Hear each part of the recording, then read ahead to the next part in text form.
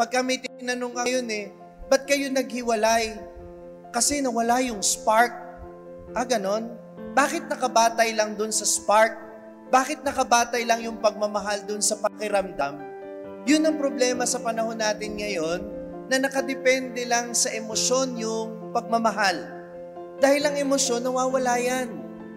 Pero, pag nanatili kang nagmamahal, kahit kung minsan nanlalamig ka, pag pinili ninyong tanggapin ng isa't isa kahit nadapa ang isa sa inyo o nagkaroon kayo ng pagkukulang sa isa't isa, doon mas nagiging totoo yung pagmamahal.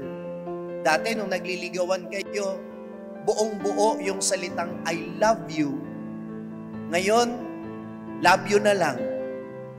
Pero alam ninyo, kahit na umiikli yung salitang I love you, kung humahaba naman ang taon ng inyong pagsasamahan, masasabi ko na totoo po rin ang pagmamahalan. Kaya nga palagi ko sinasabi, yung pag-ibig, hindi yan nararamdaman, pinipili yan. Dahil ang pag-ibig na nananatili ay pag-ibig na pinipili.